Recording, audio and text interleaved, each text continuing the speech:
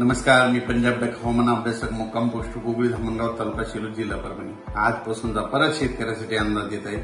सर्व शेतकऱ्याला सांगू इच्छितो की आज 20 आणि 22 जून पर्यंत राज्यामध्ये भाग बदलत पाऊस पडणार आहे. सर्वदूर पडणार नाही म्हणून हा अंदाज लक्षात घ्यायचा.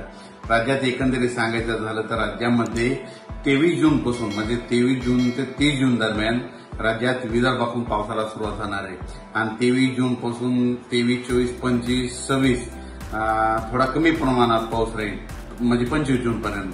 पण राज्यात 26 जून ते 30 जूनच्या दरम्यान मुसळधार पाऊस पडणार आहे म्हणून हा अंदाज लक्षात घ्यायचा. राज्यातील सर्व शेतकऱ्यांना सांगायचं झालं तर 22 जून, 23, 24 आणि 25 पर्यंत राज्यात म्हणजे तुरळक स्वरूपाचा पण चांगला पाऊस पडणार आहे म्हणजे 22 पासून चांगला पडणार आहे म्हणून हा अंदाज लक्षात घेतात.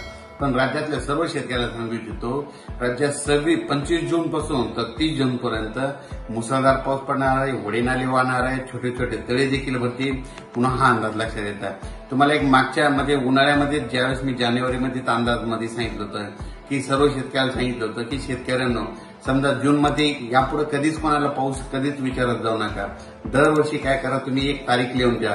दरवर्षी 26, 27, 28 जूनला दरवर्षी महाराष्ट्रामध्ये पाऊस येणार हे कायमच लक्षात घ्या. म्हणजे दरवर्षी म्हणजे हे 2024 जरी झालं आणि 2025 ला देखील काय करा तुम्ही 2025 ला देखील 25, 26, 27, 28 जून असं गोल करून ठेवा. दरवर्षी 25, 26, 27 जूनला महाराष्ट्रात पाऊस ना हे कायमचं लक्षात घ्या.